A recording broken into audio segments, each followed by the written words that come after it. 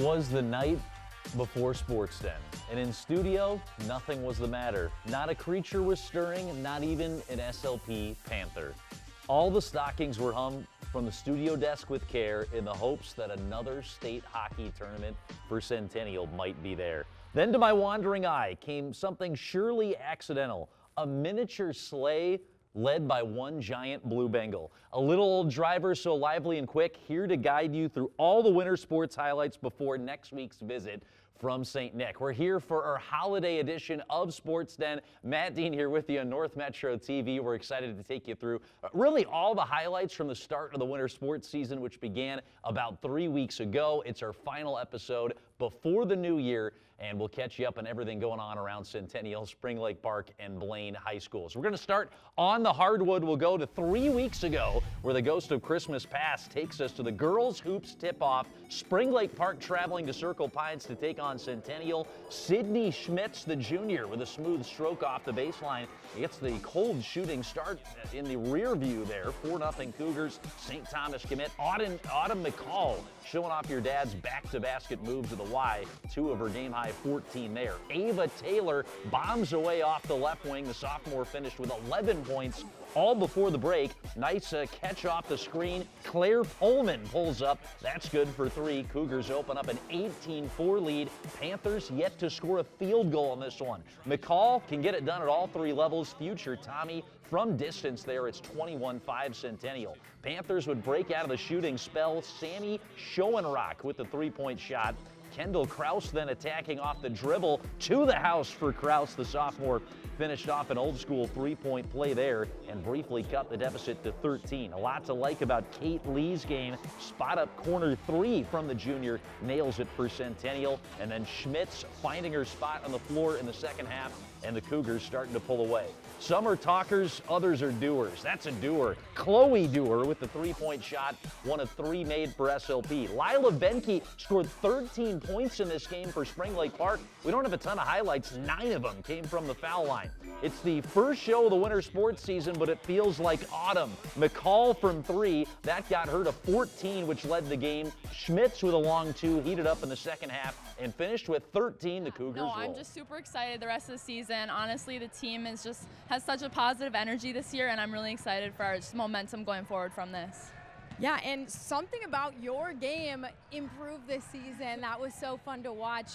Hitting a couple threes tonight. What did the off-season work look like to come in and have that production? Man, so honestly, it's all Minnesota Fury, my club basketball team. They're amazing. I would not be here if it was not for them. I mean, I was playing on pretty big stages with my team, so I think just bringing that experience to the high school level really helps. Yeah, I was really excited, that everybody got a chance to score and we all shared the wealth. It's really fun to get to play with Autumn. I'm really grateful for it. It was a really fun group, yeah. Well, you had 12 of those points, so don't give your teams all the credit. You had a big part in this win tonight, too. When we talk about the scoring production, what were you looking at in the offseason to set yourself up for success? Honestly, my team, my AAU team, Metro Stars, and just practicing with all these new girls and getting to, play with them really helped. All right, so the Cougars race out to that 21-5 lead and never trail en route to their 14th consecutive victory over Spring Lake Park since the Panthers joined the conference. McCall and Schmitz, who you saw Blythe talking with after the game, the senior and the junior, lead the way in scoring. 6 Cougars chipped in at least 6 in the game. The Cougars shoot 6 of 18 from 3. Panthers, a young team. Most of the players in the game for SLP, that was the season opener, remember, were playing their first games of the varsity level. The turnover's an issue for the Panthers, but played some tough defense and a lot to like under the first-year head coach Bart Johnson. So moving forward here, we'll go a week later, about 2 weeks from now, Blaine Girls Hoops, our first look at them in North Metro TV, and looking for a 3-0 start to the season as they take on Coon Rapids. Rosie Rakucki showing us the mid-range shot is not dead. 4-0 Bengals early on the road. Nice save off the baseline here from Cameron Miles. The Bengal hustle leads to an easy deuce for Marley Jansen, 2 of the juniors' 14 there. And transition opportunities a key. Caitlin Wozniak breezing to the basket there. Natty Berry going to the hoop, initiates the contact, and they call an offensive foul here on Blaine. So the junior reading the temperature of the game and how it's being called. She settles into her mid-range shot. Call a foul on that. 24-point lead, 2.5 minutes to play in the first. Jakea Palmer with a much-needed three answered back here for Coon Rapids. It was a 20-point game at the half. Wozniak kept running the show in the second half. She finished with a game-high 16 for the Bengals. Aaliyah Graham running into Barry here, and again, the Blaine Post getting into a little bit of trouble with the fouls. Palmer, three-pointer, you got to ID her on the edge for the Cards. She hit her second three of the game. Gates were wide open when the Bengals got out running, and one for Rikucky to extend the Blaine lead to 29. The Bengals would empty the bench in this one. 10 different Bengals scored in the game. 3 reached double figures, and Blaine breezes to the 3-0 start to the season.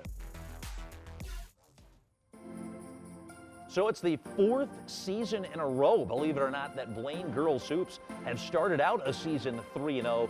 Junior Marley Jansen and senior Caitlin Wozniak each record their 3rd game in a row in double figures to start the year. Coon Rapids, it would send them down to an 0-2 start. Both these teams, though, would start to head in different directions. And we'll take a look at it from the Blaine perspective as they played last week Tuesday with their rival Centennial hosting them in Circle Pines. This one a matchup between the Cougars and the Bengals. Junior Marley Jansen off the window made it 4-0 Blaine early. And then the coach's daughter Bella Brewstuen with the bomb. 7-0 Blaine after they had lost 3 straight matchups to the Cougars, including 2 last year. Sydney Schmitz in transition broke the seal there for Centennial. And then shooter Kaylin Green, the junior transfer, dials it up from distance. It's a 1-possession game. Amelia Del Medico butter for the long two. Cougars tied it up with a 7-0 run. Autumn McCall would finish there on the run. Sydney Schmitz with a nice finish underneath the basket. Back-to-back buckets for the Cougars. Great passing here to find junior Kate Lee down low. Centennial eventually took a first-half lead, but it was 19-all at the break. Marley Jansen dancing on the floor there. 10 minutes left, still a 1-point game. Green is the color of money. Knocks down her second three. Back and forth we go. Rikucky going the opposite way of the screen. 39-all going into overtime. Schmitz off the block. Cougars go up 2 possessions with this make, and they hang on to win it in overtime. So Centennial outscores Blaine 8-6 in the overtime period. You see that final score, 47-45, even with an extra 5 minutes. It was a rock fight between a couple of rivals. Tough shooting night for both teams. Autumn McCall finishes with a Victor Wembanyama-esque stat line. Her 4th straight game in double figures. 12 points, 18 boards, 4 assists, 5 blocks and a steal. McCall would extend that double-digit scoring streak. She's now scored in 6 straight in double figures. Blaine, their 3-0 start to the year, snapped in overtime in their 4th consecutive loss to rivals Centennial. Also on Tuesday night, the Cougars and the Bengals were playing in the boys' side of this matchup, facing off in Blaine. In this matchup, a cat clash in North Metro TV. Both teams did not have a field goal the first 2.5 minutes. That would change as senior Nano Gimta hit from 3, made it 4-1 Blaine. Later in the first half, tied at 14, junior Shiloh Ayiti joined the party from 3-point range. Well, the Bengals got it done with a couple of timely threes. Number 11, Kellen Binder, making hay down low. He had 10 points before the half, all inside the paint. David Diamond dialing it up from 3 here. The senior for Blaine had 9 in the first half. Bengals were up 29-26 of the break. Tristan Hansen, the 6'5 junior, shows his ability to stretch the floor and step out and shoot. Cougars' first 3-pointer. They'd make it 2 quick ones as Jackson Dreesen started to heat up. It was an NBA Jam game. He's heating up. And then they'd continue Blaine, causing some chaos. Tula Gimta getting out in transition. Blaine followed a 14-2 run by Centennial with an 8-0 run of their own, capped by this Owen Clark 3 that made it a 1-point game. Binder would go back to his office. Through contact and one, the senior finished with a 17-point double-double. Dreesen, second 3. It's a 4-point game. It would swell to 7.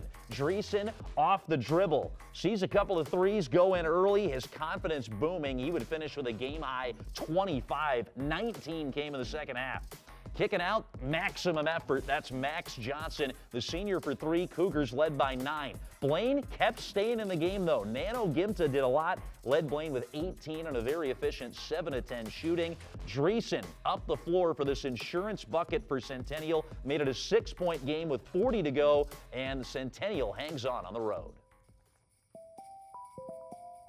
So Jackson Dreesen with the 25 points. He had 19 of those, which came in the second half. And Centennial, as we were talking about, did not make a three-pointer in the first half. They'd start to heat up from distance, and too much to handle in the paint. The size advantage of the Cougars really apparent. You see the 37 points from Hansen and Binder, the 2 bigs for Centennial. It had been 6 straight wins that the Bengals had playing in their home barn against Centennial, but the Cougars flip that script and get out to a strong start to the season. Taking a look at the standings, first in the Northwest Suburban Conference on the boys' side, Blaine already 4 league games in the book. You see 9 of the 14 teams in the league here have played 1 or fewer so far. SLP's out to a 1-1 start.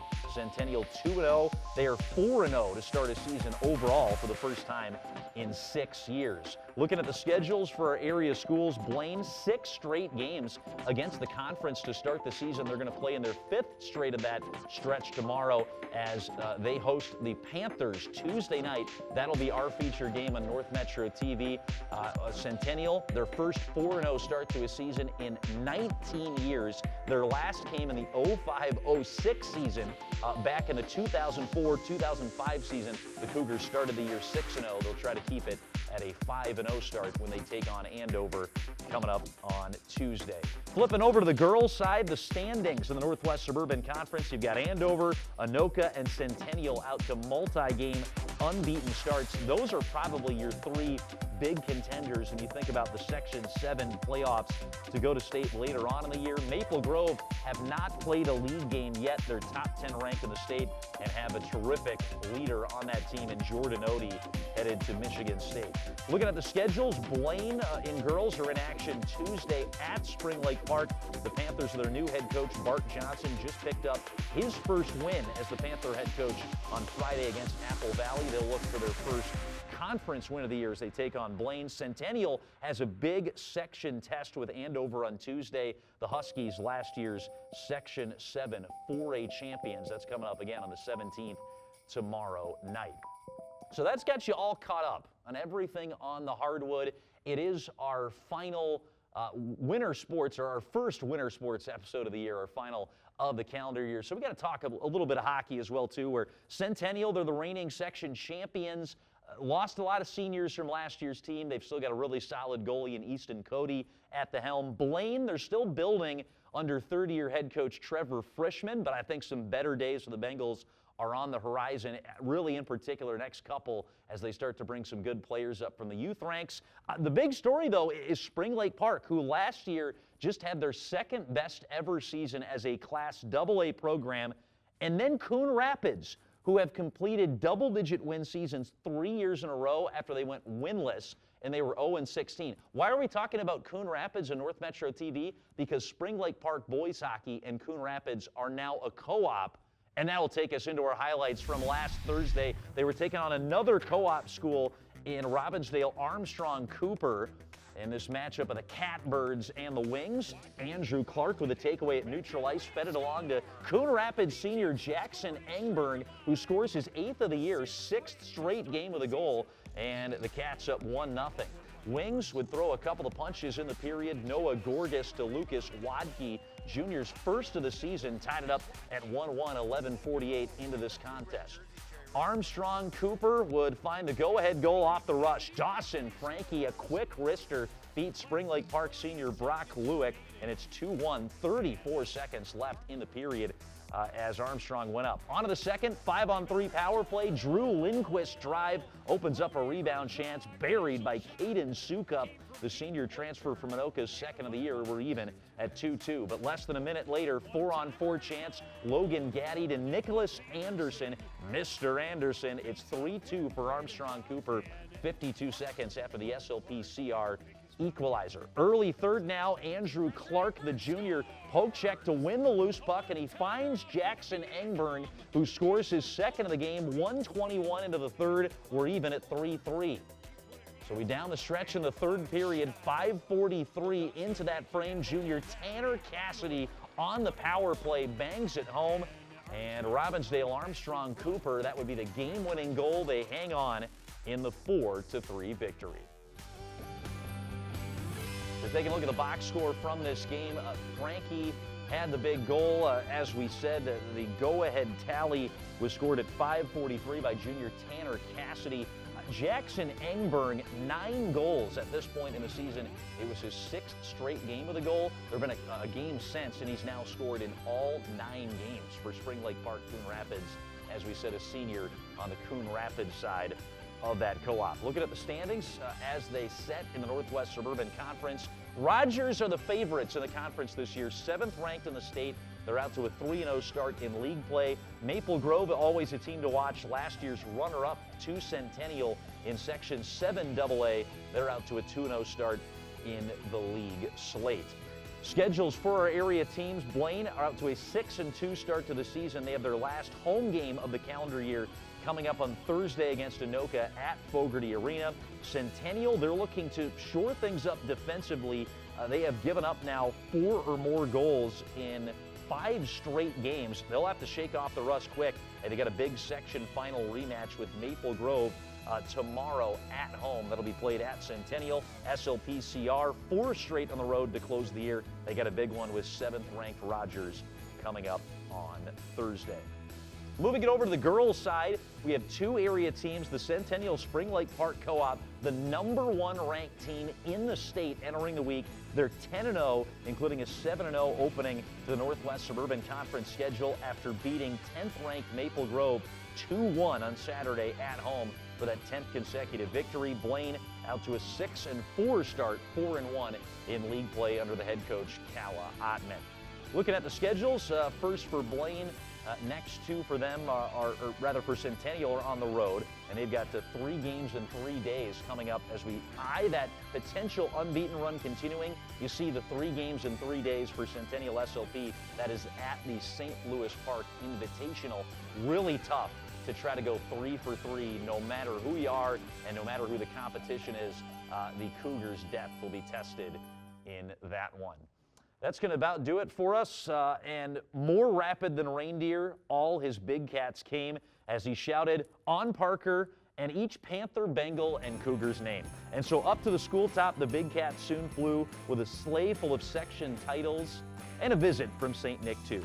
Thanks to Tim Shingen, A.V. Becker, Rand Thill, our director Ted LaRue. I'm Matt Dean signing out on our final edition of Sports Den of the calendar year. Happy holidays. We'll see you in the new year to catch you up on everything Blaine, Centennial, and Spring Lake Park. That'll be coming your way next on North Metro TV.